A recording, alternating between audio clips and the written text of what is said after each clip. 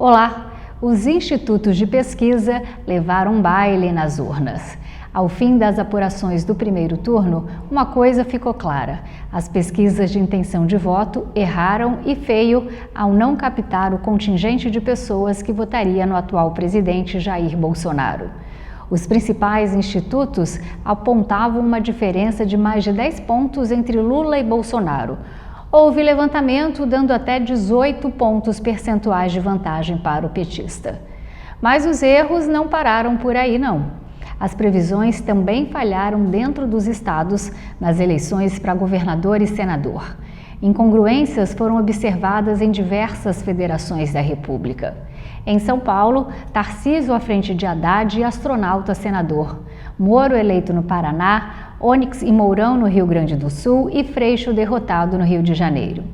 Nenhum desses cenários foi captado pelas pesquisas eleitorais. O que é que então explica esse fenômeno? O assunto virou polêmica na internet e a credibilidade dos institutos, que já era colocada em xeque pelos bolsonaristas, agora também é questionada pelo resto da sociedade. E no calor dos ânimos exaltados, o que muita gente não percebeu é que nem todos os institutos erraram igualmente. Um em especial cravou o resultado em 9 de 11 estados pesquisados e até previu a reviravolta da Bahia. Eu estou falando da Atlas Intel, empresa de análise de dados e Big Data, que já participou de eleições na França, nos Estados Unidos, Chile e aqui no Brasil, errou por apenas 1 ponto percentual o resultado de Bolsonaro. O CEO da Atlas é um velho amigo que inclusive já esteve aqui no programa e hoje novamente nos brinda com seu conhecimento e principalmente com sua disponibilidade. Eu converso com o PhD em Ciência Política por Harvard, Andrei Roman. Olá, Andrei, é um prazer recebê-lo mais uma vez aqui em nosso programa. Eu acredito que você deva estar trabalhando muito, nesse período eleitoral. Muito obrigada por separar um tempinho para estar aqui conversando conosco novamente. Muito obrigado, Laura. É sempre um prazer conversar contigo. E sim, foi um período bem difícil para mim, para minha empresa, a Atlas Intel. Acho que a minha média de sono ao longo das últimas 3 semanas deve ser em torno de 3 horas por noite. Mas que bom que deu tudo certo. Num período tão conturbado para esse mundo das pesquisas eleitorais, eu estou muito aliviado que, pelo menos com os nossos estudos em geral, a gente conseguiu se sair bem. Andrei, hoje o assunto é quente. Nós vamos falar dos erros dantescos das pesquisas eleitorais. Mas antes de nós adentrarmos nesse assunto, eu gostaria que você contasse um pouquinho novamente sobre você, porque tem muito telespectador que talvez não tenha assistido o nosso primeiro programa, onde você esteve aqui conosco, e não saiba o que o Romero veio fazer aqui no Brasil, como é que foi parar na área de pesquisa. Foi um acidente, Laura. No meu terceiro ano de graduação nos Estados Unidos, eu sou romeno, eu ganhei uma bolsa de estudos para fazer minha graduação nos Estados Unidos e durante aquele período eu poderia escolher um país para fazer um study abroad, um período de estudos fora dos Estados Unidos. Aí eu passei metade do meu terceiro ano na Inglaterra e decidi escolher o Brasil para passar a outra metade, pensando na seguinte lógica: qual seria o lugar mais improvável de eu conseguir passar um bom tempo depois de me formar e que eu tinha uma grande curiosidade de conhecer, porque entendia tão pouco. Acho que o brasileiro médio entende muito pouco sobre a Romênia. Deve saber aí alguns nomes: RAD, campeonato de futebol de 94, e Nadia Comaneci, e sei lá, vampiros. Então eu tenho um grande desconhecimento sobre o meu país aqui no Brasil, mas também eu conhecia muito pouco sobre o Brasil. Eu tinha uma certa fascinação com o Brasil e com a América Latina de forma mais geral. Aí eu decidi passar esse período de estudos aqui. Eu fui parar no interior do sertão pernambucano, fiz um estudo de pesquisa sobre pobreza rural no sertão e também passei um bom tempo em Fortaleza, onde fiz muitos amigos e enfim, até hoje eu tenho um grande carinho pelo Nordeste, né, pelo Ceará e pelo Pernambuco. Enfim, e depois eu acabei fazendo o doutorado em ciência política. Durante meu período de doutorado fiz pesquisa de campo no Brasil. Depois de me formar, acabei optando por sair do mundo acadêmico para tentar empreender, né? Criei uma empresa de inteligência de dados chamada Atlas. E de acidente em um acidente, meio que acabei ficando no Brasil e criando aqui a nossa empresa. E foi um sucesso, está sendo um sucesso a Atlas. Mas um fato, Andrei, que me chama a atenção é que a sua empresa ela faz pesquisa via web. E a metodologia de campo, a sua metodologia, ela não vai a campo, né? Tudo feito via internet. Muita gente desdenha desse método pelo fato do Brasil ter muita gente pobre, sem acesso à internet, ou mesmo analfabeta funcional, né? Que não consegue entender, supostamente não consegue entender um questionário. E daí vem a crítica, né? Exatamente dessa dúvida. Como é possível capturar uma amostra representativa do eleitorado com uma metodologia via web? Se não me engano, inclusive o portal UOL, ele publicou um ranking de institutos supostamente confiáveis e o Atlas ficou ali na base da pirâmide. No entanto, vocês foram os que mais se aproximaram dos resultados. De 11 estados com pesquisas locais para governador e senador, vocês saíram melhor que os outros em 9. E dentre as 12 empresas nacionais para as pesquisas de presidente, vocês também acertaram, foi as que chegaram mais perto do resultado, indo na contramão dos institutos tradicionais. Então, Andrei, eu queria que você contasse como é que você trabalha essa metodologia e o que você diria para o portal UOL agora?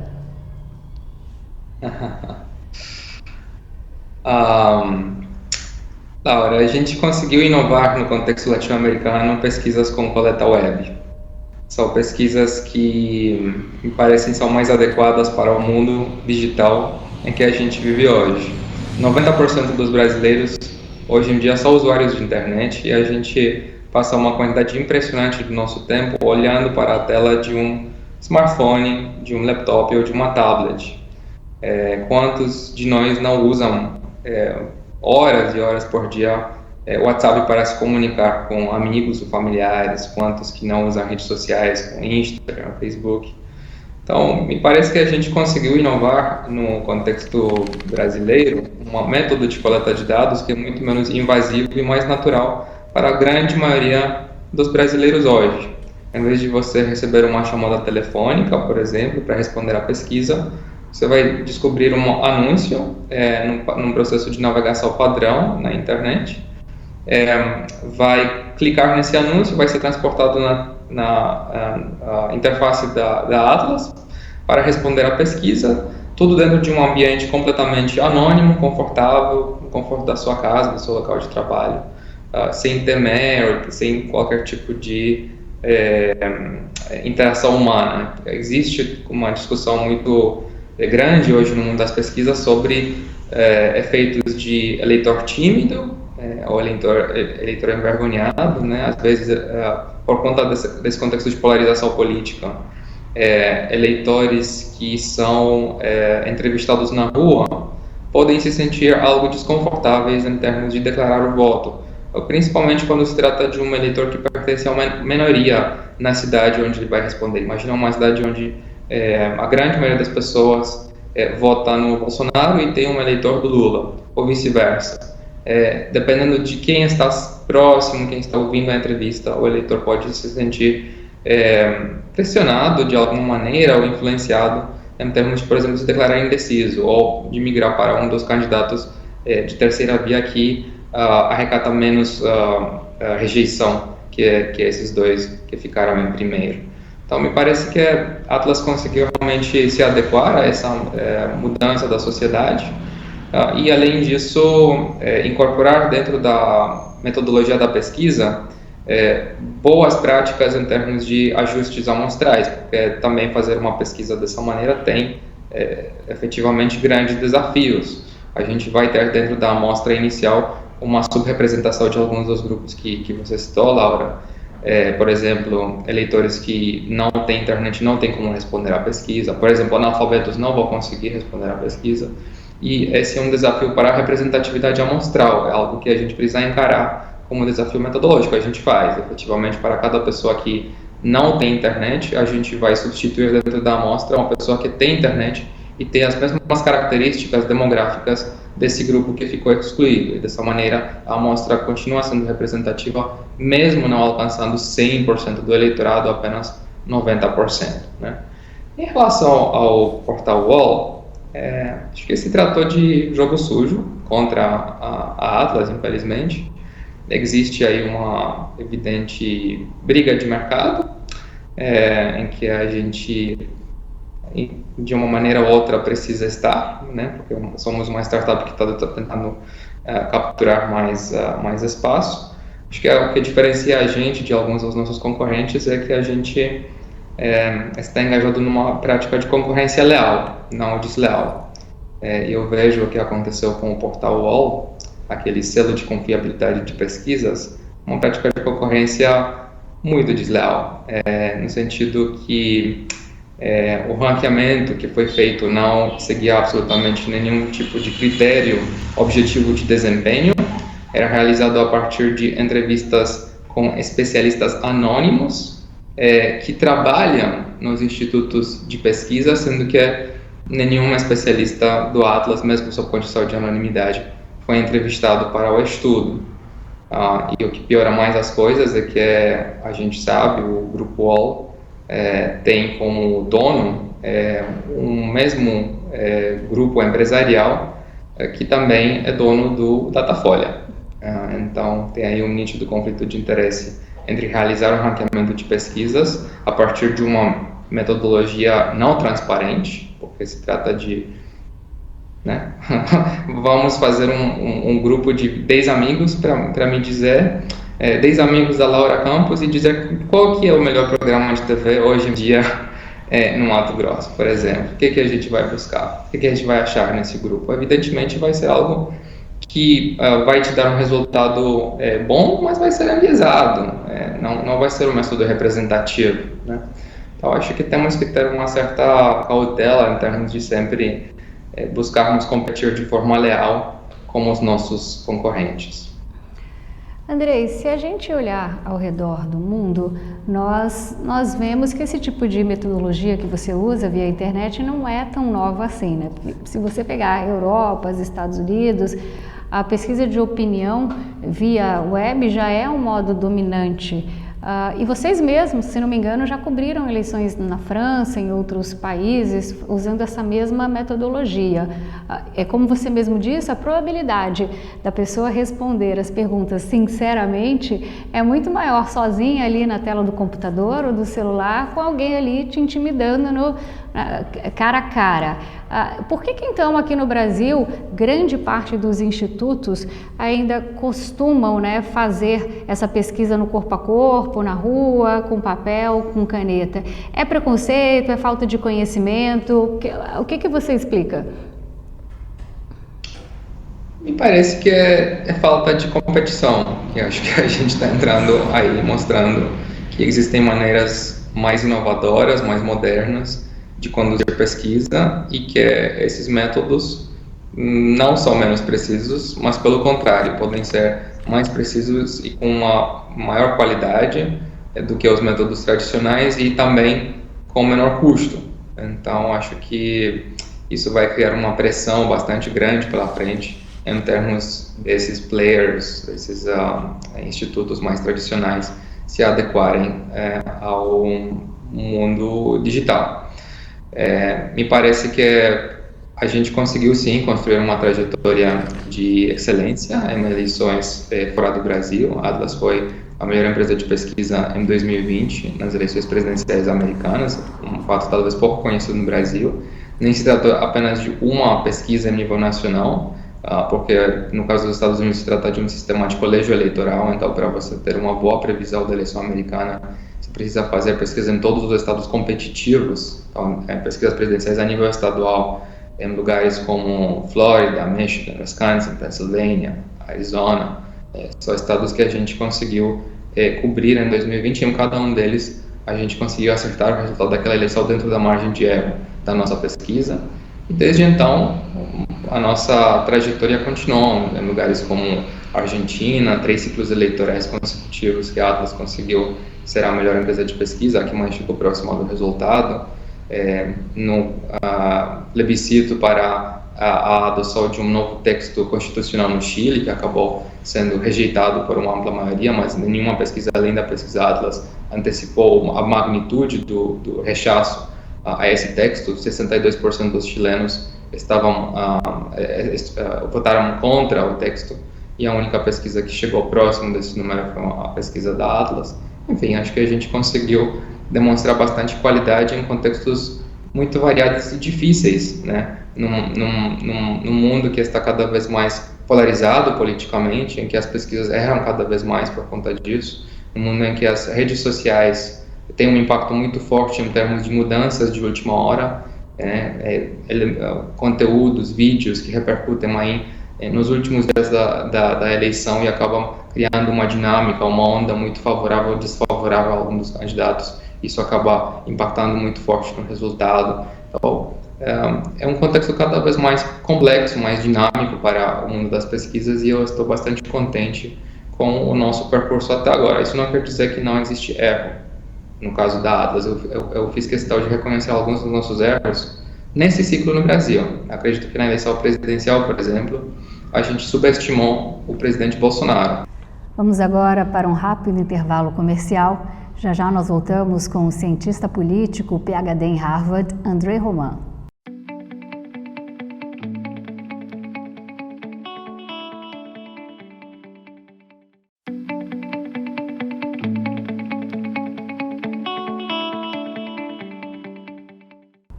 Estamos de volta com o programa Laura Campos Entrevista. Hoje eu estou conversando com André Roman, CEO da Atlas Intel, instituto de pesquisa que mais se aproximou dos resultados do primeiro turno das eleições. André, agora sim vamos falar do assunto que todo mundo quer saber. Os principais institutos de pesquisa, Datafolha e IPEC, apontavam que Lula estaria entre 48% e 51% e o presidente Jair Bolsonaro estaria na média entre 35% e 37%. Eles levaram um baile, né? Os resultados do primeiro turno das eleições surpreendeu quem se fiava pelas pesquisas eleitorais. Todos os institutos de pesquisas erraram por ampla margem a projeção de votos do presidente Jair Bolsonaro. O seu, inclusive, também errou, teve um desvio pequeno, né? Teve um menor desvio do resultado, mas ainda assim errou um pouquinho fora da margem de mais ou menos 1%. Então eu pergunto, o que é que aconteceu? Qual o motivo dos institutos terem se afastado tanto do resultado das urnas? A que você atribui esse erro? Vamos falar primeiro sobre o erro da Atlas, que foi um erro muito menor, e depois sobre o erro dos outros institutos, que me parece que foi bem maior e tem outros fatores. No nosso caso, a gente subestimou o desempenho do Bolsonaro em 2 pontos percentuais, superestimou o desempenho do Lula em 2 pontos, e isso fez com que uma diferença entre o Lula e o Bolsonaro, que na nossa pesquisa era de 9 pontos, no resultado final fosse de apenas 5, né? E eu declarei que esse resultado, por mais que foi o melhor de qualquer instituto nessa corrida presidencial, foi o que mais chegou próximo, ele realmente subestimou a diferença entre os dois, de 9 a 5 pontos. A leitura da eleição é uma leitura muito diferente. Uma vantagem de 9 pontos para o Lula mostra uma eleição muito menos competitiva do que uma diferença de 5 pontos. 5 pontos é o estado de Goiás, são os eleitores do estado de Goiás, né? Exatamente, então é uma eleição muito mais competitiva, né? Aí o que eu acredito que impactou nos nossos números, Laura, foi algo relacionado a um padrão de mobilização maior a favor do Bolsonaro, de maneira geral, e de uma certa desmobilização, uma abstenção um pouco maior de eleitores moderados em alguns estados, não em todos. Em São Paulo, no Rio de Janeiro e Rio Grande do Sul. O que esses estados têm em comum? A parcela de eleitores de candidatos de terceira via, né, tende a ser maior nesses estados. São estados que têm uma certa sofisticação política maior em termos de preferência para candidatos da centro-direita ou da centro-esquerda. Então, aqueles que não necessariamente migram com tanta facilidade nem para o Lula nem para o Bolsonaro. Me parece que esse padrão de abstenção maior nesses estados, nesses 3 estados, explica esse pequeno desvio entre o resultado da nossa pesquisa e o resultado da eleição. Agora, em relação aos outros institutos, me parece que existiram outras questões mais impactantes em termos de magnitude, como, por exemplo, a superestimação sistemática do eleitorado de até 2 salários mínimos, o eleitorado, a faixa de renda mais pobre no contexto brasileiro. Temos, de acordo com dados oficiais do Instituto Brasileiro de Geografia e Estatística, o IBGE, a partir de um estudo chamado PNAD contínuo, temos aí um dado de 35% para a população que tem uma renda domiciliar mensal de até 2 salários mínimos. Então, essa faixa de renda relativa ao tamanho da população adulta é de mais ou menos 35% da população hoje em dia. Muitas das amostras de quase todos os institutos, menos a Atlas e Quest, que fizeram ponderação pela PNAD contínua, esse dado era de aproximadamente 55% a 60% das amostras. Então, se trata de uma superestimação muito grave, muito violenta de uma faixa dentro da qual Bolsonaro tem o seu pior desempenho. A gente sabe que até hoje o presidente Bolsonaro tem o seu pior desempenho dentro desse público mais pobre, nas classes D e E.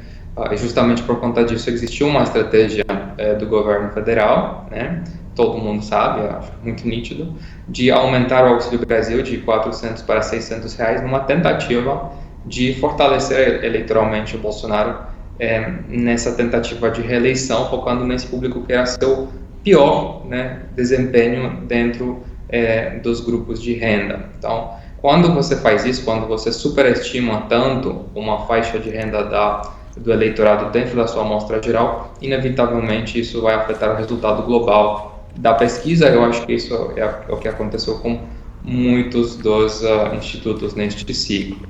Além disso, tem também a questão do voto tímido, né? Eu falei um pouco sobre isso. Não é apenas... Alguns telespectadores poderiam pensar que é tipo uma desculpa barata. Vamos inventar assim, desculpas que não fazem sentido para explicar o erro das pesquisas. Mas não, acredito que realmente aconteceu bastante com pesquisas com entrevistador presencial ao longo deste ciclo, e sempre para dar um pouco de mais credibilidade para o argumento, eu gosto de citar um estudo da empresa Futura, que fez um cruzamento dentro da coleta deles entre homens que foram entrevistados por entrevistadores homens e homens entrevistados por mulheres. E o que eles viram no capítulo intenção de voto para presidente é que homens entrevistados por homens estavam declarando uma intenção de voto no Bolsonaro de mais de 10 pontos a mais do que homens entrevistados por mulheres. Ou seja, o sexo do entrevistador, né, fazia uma diferença no momento de declaração do voto. Um homem que estava dialogando com a mulher tinha uma chance maior de esconder o voto no Bolsonaro. Isso é um efeito de interação humana, alternativamente podemos chamar isso de efeito de eleitor tímido ou envergonhado. Me parece que isso agiu também para subestimar um pouco a fortaleza do Bolsonaro nas pesquisas, né? E por fim, acho que houve uma certa movimentação de votos úteis, eleitores que migraram tanto para o Lula quanto para o Bolsonaro nos dias finais, e talvez até no dia da votação, sabendo que um voto para Ciro Gomes ou para Simone Tebet não ia representar nada além de um gesto simbólico, porque esses candidatos não tinham nem assim viabilidade de chegar no segundo turno, mas mesmo em termos de mostrar uma certa força política maior, já era nítido de que isso não ia acontecer, porque o patamar dos dois era já muito reduzido. Então essa tendência de voto útil também pode explicar um pouco do que aconteceu no final. Nós vamos falar daqui a pouco. Uma coisa que me intriga, Andrei, vendo o resultado das pesquisas, é quando você faz uma pergunta, quem é o eleitor de Bolsonaro? Não se sabe direito, porque taxar de bolsonarista quem votou no presidente me parece um equívoco, né? Porque aqui no Brasil não há 55 milhões de bolsonaristas, como também não tem 57 milhões de petistas. Pelo contrário, você já disse, como a gente sabe, a maioria dos eleitores, ele despreza a questão ideológica, não estão nem aí para a política e querem viver a sua própria vida. Mas se a gente fizer uma avaliação dos últimos acontecimentos, você mesmo acabou de citar, o país, a economia voltou a crescer, ainda que tímida, não no nível tão satisfatório, mas o emprego está gerando empregos, a inflação caiu, os programas sociais, querendo ou não, contribuíram para melhorar um pouquinho a vida dos eleitores. O governo reduziu o preço da gasolina e, claro, é provável que haja outras questões aí para ajudar a fortalecer o candidato do PL. Tudo bem que os institutos de pesquisas não são oráculos, mas ninguém conseguiu prever essa onda, que todas essas ações poderiam influir nessa mudança de voto, nessa migração? Me parece que não se trata tanto de uma onda, no caso do Bolsonaro, se trata de uma fortaleza, de uma resiliência estrutural. Ou seja, eu não acho que ele subiu tanto ao longo deste ano, acho que ele, de fato, ficou bastante sólido ao longo dos últimos 2 anos. Então, o que as pesquisas, muitas delas não conseguiram enxergar, é que, de fato, o Bolsonaro era sistematicamente mais forte do que os números dos institutos deixavam a entender. Existe sim, no contexto de 2022, uma tendência de clara recuperação econômica, de mais otimismo em relação às expectativas para o futuro, de uma certa diminuição das preocupações com a inflação. As pessoas estão enxergando que o preço da gasolina caiu, e isso acho que ancora bastante uma perspectiva melhor para a inflação pela frente. Mas essas questões me parece que não fizeram tanta diferença, porque a saúde não está muito recente. Então a gente está falando aí sobre elementos que estão sendo observados pela maioria da população apenas desde os meses de julho, agosto, né? Antes disso, o clima econômico no país não era realmente um clima tão bom, principalmente por conta do legado da crise do Covid-19 e depois também dessas questões geopolíticas, a guerra na Ucrânia, que criou toda uma escalada de preços para energia a nível global, e que atrapalhou bastante, né, o governo Bolsonaro ao longo do seu mandato. Por conta disso, por mais que hoje em dia tudo indica que o país está indo sim numa direção boa em termos econômicos, acho que a percepção dominante é que não foram anos tão prósperos para a maioria para a maioria dos brasileiros. Muitos não conseguiram trabalhar durante a pandemia do Covid-19, muitos tiveram dificuldade de natureza financeira por conta disso. Toda a gestão da pandemia é um assunto, vamos dizer, bastante polêmico. Tem gente que defende as ações do governo, mas tem muita gente que também critica. Então, se trata de um contexto em que o Bolsonaro simplesmente não estava com tempo para mostrar mais esses resultados econômicos. E a eleição chegou, né, e ele estava meio que a contratempo, e simplesmente, quando se trata de economia, hoje em dia, acho que muitos eleitores lembram dos anos do Lula como um período de prosperidade. Eles olham para trás, para esses anos do Bolsonaro, e eles não estão enxergando esse período de prosperidade que tinha sido prometido em 2018.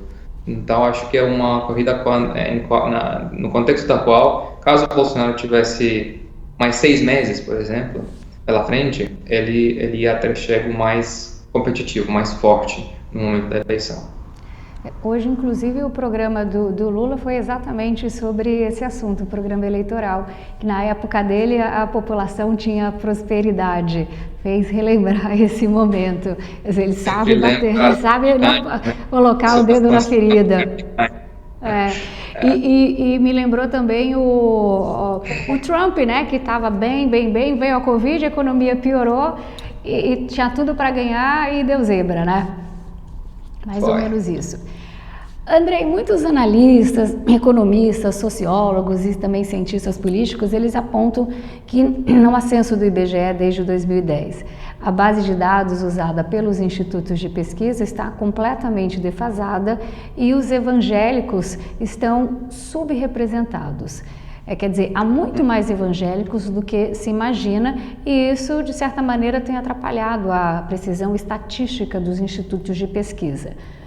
Andrei, até que ponto essa defasagem amostral, quer dizer, a subrepresentação dos evangélicos, consegue explicar o resultado inesperável e favorável de Jair Bolsonaro? Olha, Laura, na minha opinião, não consigo explicar nada. Pelo seguinte, se a gente precisasse sempre de um censo atualizado um mês atrás para conduzir uma pesquisa de opinião, a gente quase nunca poderia realizar pesquisas. A gente teria que esperar mais uma década para realizar a próxima pesquisa eleitoral. O censo é realizado a cada 10 anos. Ele não constitui uma base para a calibragem amostral dos nossos dados. Contamos com muitas outras fontes, como, por exemplo, o perfil do eleitorado informado pelo Tribunal Supremo Eleitoral, pelo TSE, como, por exemplo, dados alternativos do próprio IBGE, com a PNAD contínua que eu citei. Se trata de estudos que muitas vezes são mais detalhados, mais recentes e mais relevantes do que dados do censo, né?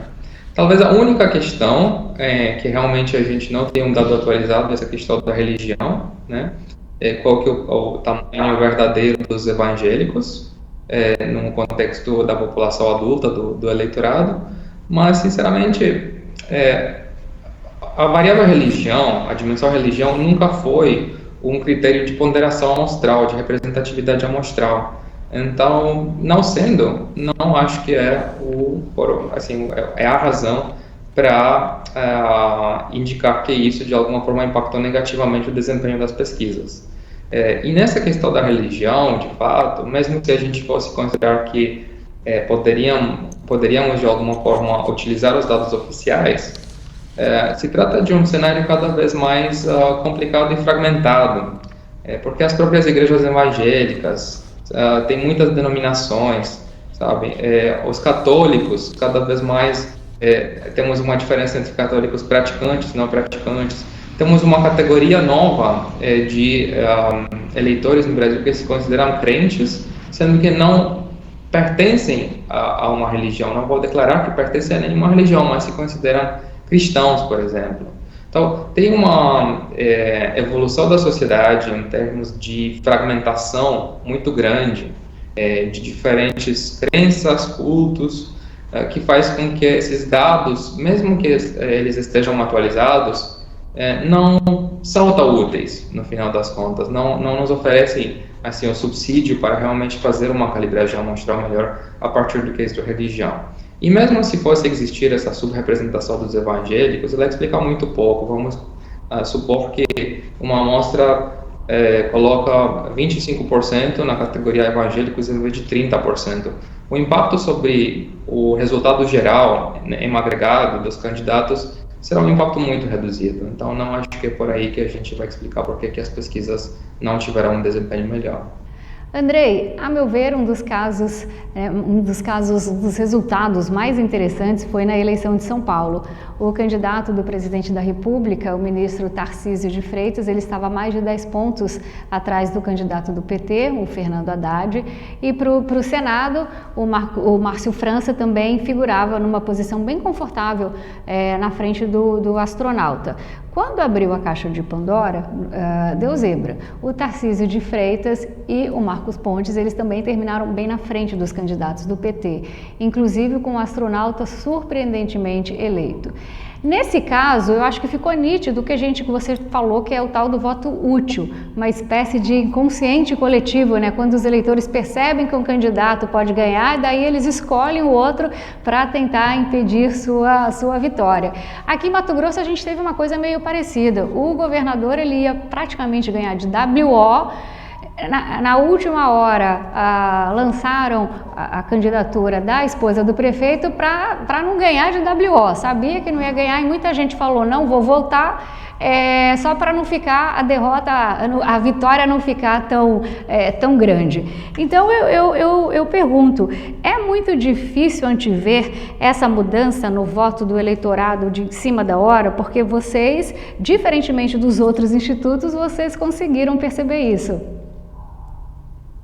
A gente conseguiu fazer um trabalho melhor também em São Paulo, não foi perfeito, mas, por exemplo, acho que foi a única, ou uma das poucas pesquisas que mostrou o astronauta Marcos Pontes vencendo a corrida para o Senado. Isso me alegra bastante. E no caso da diferença entre o Haddad e o Tarcísio, por mais que o Tarcísio sim chegou na frente, o Tarcísio sempre esteve mais forte na pesquisa Atlas que eu acho que na maioria das outras pesquisas, né? Me parece que no caso do Tarcísio existiu realmente uma dificuldade das pesquisas capturarem um voto útil que apareceu logo no final. Depois do último debate nessa corrida para governador em São Paulo, acho que ficou muito nítido que o Garcia não ia chegar. Então, uma boa parte da base do Garcia, que é um eleitorado mais programático de centro-direita, né, o antigo tucanato, uma espécie de tucanato órfão cada vez mais. Eles não têm mais a fortaleza de um partido e as grandes lideranças do passado, mas mesmo assim eles retêm uma certa coesão. Neste contexto, o que eles enxergaram? Que ia existir uma disputa de segundo turno entre o Haddad, o representante da esquerda nessa corrida, e o Tarcísio, uma corrida em que tudo indicava que o Haddad ia chegar muito forte. Aí, na tentativa de fortalecerem politicamente o Tarcísio, me parece que muitos eleitores do Garcia fizeram essa escolha pelo Tarcísio bem no final, muitos deles, inclusive, provavelmente no dia da votação. Aí isso explica, na minha opinião, porque o Tarcísio chegou muito mais forte do que quase todas as pesquisas estavam mostrando e porque o Garcia acabou com um desempenho bem abaixo do esperado, né? Foi muito interessante essa corrida de São Paulo, não foi o único estado em que isso aconteceu, existiu uma certa nacionalização das preferências. Candidatos do PL, né, o partido do presidente, sistematicamente chegaram mais forte do que muitos esperaram em estados importantes. Isso também aconteceu às vezes com o PT, com partidos para trabalhadores, por exemplo, no Rio Grande do Sul, aconteceu uma surpresa inversa, vamos dizer. O Edgar Preto quase conseguiu chegar no segundo turno, derrotando o Eduardo Leite. Que está com a máquina, né? Eu ia falar disso, está com a máquina, atual governador, e ganhou por pouco, passou raspando, menos de 3 mil votos. Me parece que ele é favorito agora, certo? Por conta dessa transferência de votos da esquerda, junto com os votos que ele teve, considerando que uma parte dos eleitores do Jair Bolsonaro também votarão no Eduardo Leite por considerarem ele um gestor competente, que tem feito um bom trabalho durante o seu governo. Nesse segundo turno, é interessante, um candidato que parece desapontar bastante em termos de fortaleza eleitoral no primeiro turno, me parece que agora parte como favorito, por conta dessa polarização política tremenda que a gente tem no país e implicitamente no estado dele, no Rio Grande do Sul. Mas esse processo de fortalecimento dos dois polos, né, o polo da direita representado pelo Bolsonaro, o polo da esquerda representado pelo Lula, ele realmente sufocou o espaço de candidatos de centro no país inteiro. E isso foi o que aconteceu também de forma muito nítida em São Paulo com a candidatura do Garcia. Precisamos levar em consideração que o Garcia era um candidato muito talentoso, muito competente, governador em exercício, que tenha feito uma campanha muito boa, que tinha toda uma máquina política trabalhando para ele no interior do estado, mas que tenha, além disso, atributos bastante impressionantes em termos de liderança política. Eu acho que temos que reconhecer isso. O Garcia perdeu uma campanha, não por ter feito uma campanha ruim, simplesmente porque o quadro político, o quadro estrutural dessa corrida era demasiadamente arriscado, era muito complexo. E no final das contas, o que prevaleceu em São Paulo, o que prevaleceu a nível nacional, foi a polarização. E foi isso que também aconteceu lá no Rio Grande do Sul, com o Onyx saindo na frente, né? Porque há 24 anos não acontecia uma virada lá no Rio Grande do Sul, numa disputa dessa. E agora, para buscar a reeleição, o governador ele vai ter que pedalar, né? Lá no Rio Grande do Sul, a tendência quem é que tem mais chance de conseguir apoio decisivo? Vai ser o Eduardo Leite? Do PT? Parece que o Eduardo Leite vai conseguir navegar esse horizonte pela frente com mais facilidade, porque ele vai transferir todos os votos da esquerda, vai ser um voto anti-Bolsonaro, anti-Onyx, então quase todos os eleitores que foram do Edgar Preto, mais ou menos um quarto do eleitorado, vão votar no Eduardo. E também o Eduardo ele não se posiciona em relação à corrida presidencial, então ele espera de alguma maneira também receber alguns dos votos de eleitores que são do Bolsonaro no segundo turno, mas não só bolsonaristas. Existe um voto no Bolsonaro também que não é um voto tão fundamentalista, que é um voto de natureza mais de rejeição ao Lula, rejeição ao PT, né? Mas é um eleitor mais moderado. E esse eleitorado tende, no contexto do Rio Grande do Sul, me parece, apoiar Eduardo Leite. Você fala um pouco do eleitor tímido, que não vota, que esconde. De acordo com as pesquisas, as explicações, né, da Datafolha do IPEC, os eleitores indecisos e parte dos eleitores de Ciro Gomes e da Simone Tebet teriam migrado para o Bolsonaro, que foi beneficiado pelo voto útil no primeiro turno. Realmente a gente vê que houve esse movimento pró-Bolsonaro, como você disse, essa polarização de direita e esquerda, e aí o pessoal resolveu, quem estava com a terceira via, votar no Bolsonaro, que fez a diferença impedindo a vitória do Lula, porque com mais 1,7% o Lula teria sido eleito no primeiro turno. Então, o que é que tem de verdade nessas justificativas do IPEC e da Datafolha? Na sua opinião, Andrew, houve toda essa migração ou esses eleitores que se declaravam indecisos, na verdade já eram eleitores ocultos do Jair Bolsonaro e não queriam se declarar? Parece que houve uma subestimação sistemática do Bolsonaro ao longo de 2 anos. Isso não é algo que eu declarei agora, é algo que eu venho falando desde o início de 2021, quando a gente observou pela primeira vez essas evidências de superestimação do público mais pobre, do eleitorado mais pobre, nas amostras do Datafolha. A gente divulgou uma nota técnica sobre o assunto. A gente gosta do Bolsonaro, mas não confessa. Tem isso também, mas tem uma parte que é apenas uma calibragem amostral que não é representativa do eleitorado, onde você sistematicamente subrepresenta os eleitores acima da média de renda, que tendem a votar mais no Bolsonaro. Acho que tem 2 elementos. Tem o elemento de interação humana, onde pesquisas presenciais, pesquisas com o entrevistador, acabam, de alguma forma, capturando um viés de eleitor tímido, envergonhado. Acho que isso explica em parte.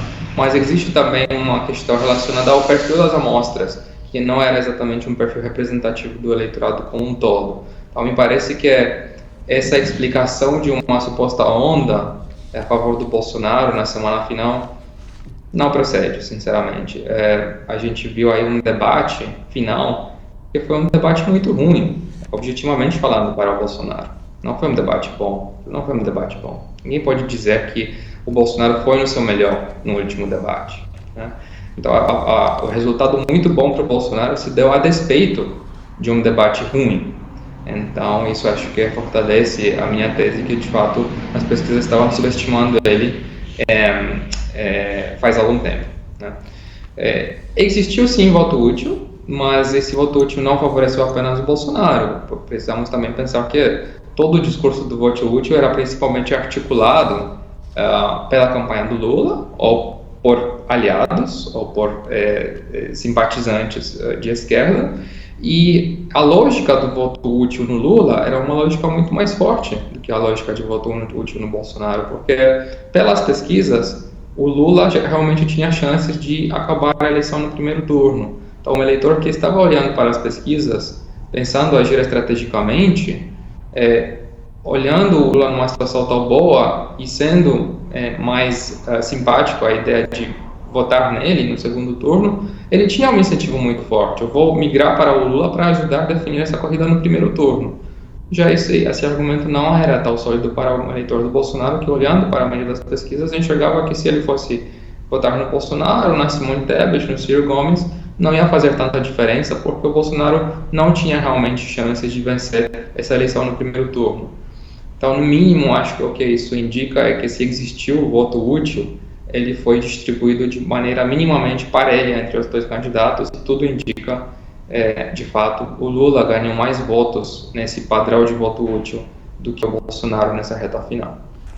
Vamos para mais um rápido intervalo comercial. Daqui a pouco a gente volta com o fundador da Atlas Intel, consultoria de inteligência de dados Andrei Roman, para falar dos erros nas pesquisas eleitorais.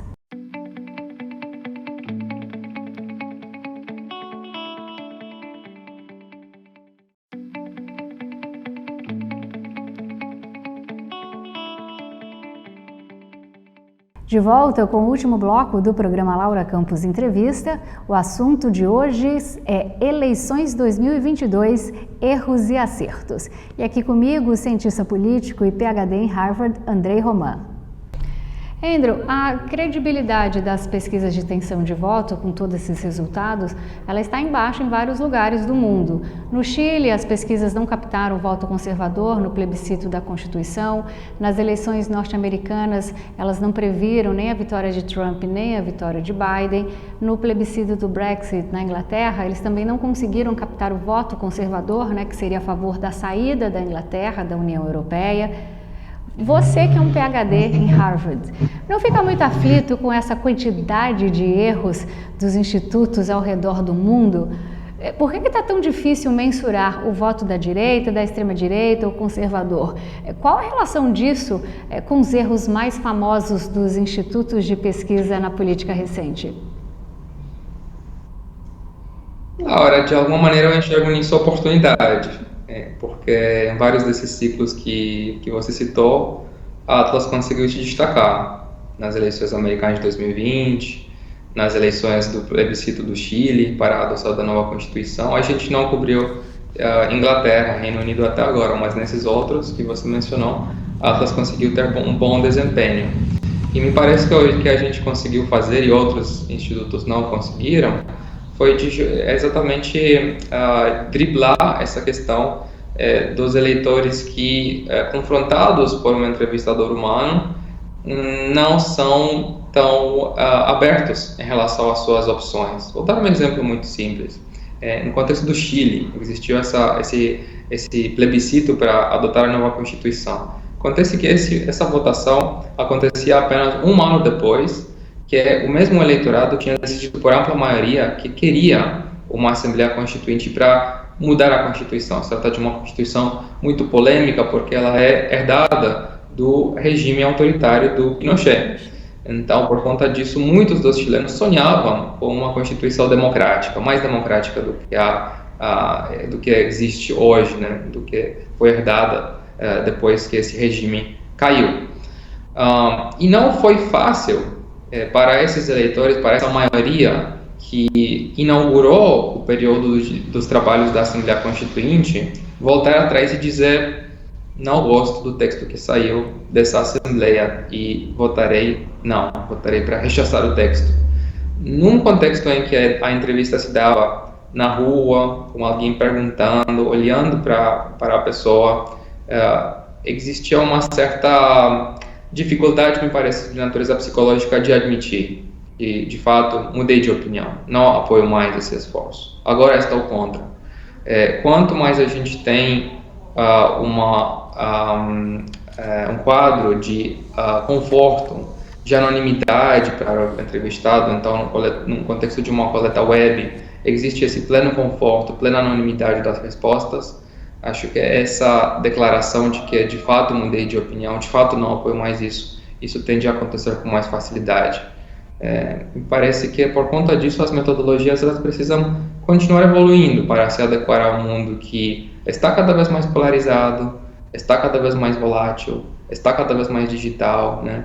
E a metodologia da pesquisa social, a metodologia da pesquisa de opinião precisa acompanhar essas mudanças da sociedade. O líder do governo na Câmara dos Deputados, o Ricardo Barros, do PP, ele apresentou um projeto de lei cujo objetivo é punir os institutos de pesquisa que supostamente erraram nas eleições de 2022. Só que aqui no Brasil é um problema, porque normalmente as pesquisas são apresentadas como retrato preciso do quadro eleitoral, quando na verdade elas são apenas aproximações da realidade, né? Como você mesmo disse, elas captam um momento que quase sempre é verdadeiro, mas como as pessoas são voláteis, são contraditórias, né? Vão para lá e vão para cá, muitas vezes elas mudam de opinião e deixam de captar esse quadro mais amplo, que não deixa de ser normal. Esse projeto do Ricardo Barros a meu ver, uma iniciativa que deveria arrepiar os cabelos de qualquer democrata, porque as pesquisas não deixam de ser uma peça importante no tabuleiro eleitoral. E esse questionamento é péssimo para a democracia. Punir o trabalho de um intelectual por um erro que independe da aleatoriedade do universo não é apenas perigoso, mas é também revelador da ignorância da estatística. Então, esses dias eu li um trecho de um artigo da professora do INSPER e também PhD em Economia pela Universidade de Nova York, a Laura Kapurska, que ela dizia que o governo está trabalhando com uma agenda antiliberal que, ao atacar as pesquisas, ela desmoraliza o nosso sistema democrático. Como é que você analisa a atitude do deputado Ricardo Barros? Eu discordo da iniciativa, mas acho que é importante pontuar. Essa iniciativa apenas consegue ter a repercussão que ela tem, o apoio que ela tem, por conta do erro das pesquisas. Se as pesquisas tivessem tido um desempenho melhor, toda essa pauta anti-pesquisa, anti-ciência, né, como essa tentativa que eu categorizo como ridícula, em termos de criminalizar os institutos de pesquisa, tudo isso não aconteceria com tanta facilidade, né? Qual que, na minha opinião, é a solução? A solução não passa por mais burocracia. O Brasil já tem um dos sistemas eleitorais mais burocráticos do mundo, inclusive em matéria de pesquisas. As pesquisas no Brasil precisam ser cadastradas no sistema do TSE, sofrem impugnações de advogados eleitorais. A gente sofreu inúmeras impugnações de pesquisas neste ciclo, algo que não acontecia em nenhum dos outros países onde a Atlas trabalha, né? Aqui em Mato Grosso teve um que foi multado porque não registrou. Então, tem todo tipo de subterfúgio e de uso político dessas regras burocráticas no contexto das pesquisas eleitorais no Brasil, e me parece que não é esse o caminho. O caminho é o caminho da competição, do livre mercado, onde quem faz um bom trabalho consegue se destacar. Um instituto de pesquisa sem credibilidade, na minha opinião, Laura, vale nada. E essa credibilidade apenas se constrói em tempo, mostrando boa precisão, mostrando resultados coerentes que fazem sentido, mostrando um trabalho imparcial, mostrando um trabalho que não está sendo politizado. E quem precisa julgar isso são os clientes, os contratantes das pesquisas e o público geral e a opinião pública. Não é a partir de mais punição, de mais judicialização que a gente vai conseguir melhorar esse quadro. Me parece que o caminho é justamente o oposto. A gente precisa tirar a burocracia que não faz sentido, criar mais incentivos para competição, para livre competição, para competição leal entre os diversos institutos e empresas que atuam nesse mercado e oferecer subsídios para que os eleitores possam entender realmente como que esses estudos deveriam ser avaliados em termos de desempenho ao longo do tempo. Me parece que é por aí que a gente vai conseguir melhorar o mundo das pesquisas de intenção de voto.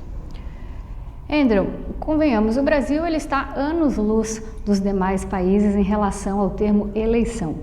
Entretanto, o presidente Jair Bolsonaro, ele está sempre questionando a qualidade do sistema eleitoral, sempre atacou a confiabilidade das urnas.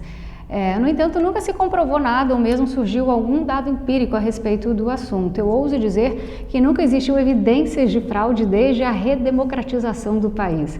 Essas teorias de conspiração são completamente sem fundamento, ao meu ver. Então eu pergunto, Andrew, esse clima de desconfiança generalizada não pode acabar virando uma autoprofecia, impactando também nas pesquisas no segundo turno e exacerbando o problema? É muito problemático, mas me parece que o próprio resultado do primeiro turno acaba acalmando um pouco os ânimos, porque a gente viu ao longo desse ciclo resultados tão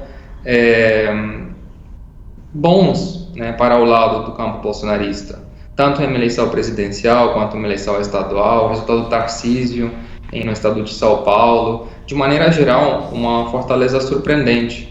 Então, se fosse haver algum tipo de manipulação das urnas, fraude eleitoral, a gente não iria ter visto os resultados surpreendentes que a gente teve no primeiro turno. Me parece que cada ciclo eleitoral, ao final de muita especulação sobre esse assunto, as pessoas acabam se convencendo de que, de fato, o sistema brasileiro é um sistema seguro, transparente e, inclusive, muito mais evoluído do que é até o sistema vigente hoje em dia em países como Estados Unidos ou muitos dos países europeus, onde a contagem dos votos demora semanas e ocasionalmente tem acusações de fraude muito mais factíveis do que acontece no nosso país. Ô Andrew, a gente sabe que a população mais pobre, ela normalmente vota com os partidos de esquerda porque eles são mais focados no social e que as mulheres também são as que mais rejeitam o presidente Bolsonaro. Este ano o governo ampliou os auxílios a essa população mais carente e também reforçou o auxílio para as mulheres com um possível 13º salário. Uma vez que você disse no começo da entrevista que muitas vezes demora para refletir as ações, não refletem imediatamente, você acha que o Bolsonaro, ao focar mais nesse eleitorado que o rejeita, como os pobres e as mulheres, ele acertou? Isso vai surtir efeito agora no segundo turno? Me parece que pode surtir efeito, mas, mais uma vez, são muitas ações que chegaram tarde no mandato do Bolsonaro. Se trata de ações que poderiam ter sido adotadas muito mais cedo, com muito mais clareza, em termos de discurso político. Do jeito que foram adotadas muitas delas, elas parecem, para o eleitor médio, um esforço eleitoreiro, e não um esforço realmente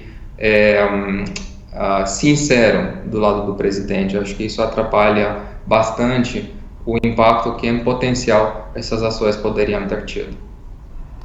Para a gente terminar, a disputa no segundo turno, ao que tudo indica, será apertada e agressiva. Você se arriscaria a dizer qual será o resultado do segundo turno? Lula vai ganhar ou Bolsonaro vai vencer? E se a abstenção for forte, né, como no primeiro turno de 33 milhões de pessoas, quem é o mais favorecido por isso? Uma boa pergunta, Laura. Me parece que não vai mudar tanto a dinâmica de primeiro turno. Vamos reformular. Não vai mudar tanto a dinâmica de segundo turno em comparação com a dinâmica de primeiro turno. Por quê? Porque as bases são muito cristalizadas dos dois lados. Os eleitores tiveram anos e anos e anos para avaliar esses dois candidatos. No caso do Lula, décadas. No caso do Bolsonaro, estamos falando aí de 4 anos de muita intensidade de discussão política no Brasil. Então, as pessoas tendem a ter hoje em dia opiniões muito fortes em relação a quanto eles gostam ou desgostam de cada um dos candidatos. Por conta disso, é muito difícil o Bolsonaro tirar eleitores do Lula, é muito difícil o Lula tirar eleitores do Bolsonaro. O que os dois podem fazer na margem é mobilizar esses eleitores que não votaram no primeiro turno ou fazer uma conversão de eleitores do Ciro, da Simone Tebet, que acaba sendo uma parcela muito pequena do eleitorado. esses padrões de comparecimento no segundo turno serão decisivos, e nesse contexto, Laura, acho que é importante a gente destacar. É muito importante participar do processo eleitoral e votar no segundo turno. É muito importante. É uma eleição que é histórica. Se trata de uma polarização imensa dentro da sociedade. Se trata de duas opções, duas alternativas completamente distintas. E me parece que nesse contexto todos têm que ter a responsabilidade de votar no segundo turno, participar do processo. Dois presidentes, né? Um ex e o atual. Porque é apenas a partir desse processo participativo que a democracia se fortalece. Um segundo turno, onde um dos dois candidatos pode vencer por conta de abstenção massiva do outro lado, será um resultado que inerentemente será rebatido, será desprestigiado por ser considerado não tão representativo da sociedade. Então, para que a gente possa navegar esse contexto da polarização, me parece muito importante que, seja quem for ganhar, essa vitória ela precisa ser determinada por um processo de ampla participação em que todas as vozes estão sendo ouvidas. Wendel, muito obrigada pela entrevista. Como sempre, foi um prazer enorme conversar com você, ter essa aula política e também super atual para nós. Obrigada, a próxima vez venha pessoalmente. Adorei, Laura. Queria te dizer que entre muitas das entrevistas que eu fiz ao longo dos últimos anos, as suas são sempre algumas das que eu mais gostei, por seu estilo direto, por seu estilo inteligente, de colocar as perguntas sempre muito pertinentes, sempre com muita sinceridade, sempre com muita honestidade intelectual. Gostaria de agradecer essa oportunidade e de dizer aos todos os teus telespectadores de que não todos os estados têm entrevistadores no seu nível, Laura. Eu gostaria de te parabenizar por isso. Muito obrigada mesmo. Fico feliz. Então venha conhecer o nosso estado aqui. Um beijo, até mais. Obrigada. Tchau. Obrigado, um abraço. Tchau. Tchau, tchau. E a você que nos acompanhou até agora, muito obrigada. Continue ligado na programação da TBO, a TV que você se vê.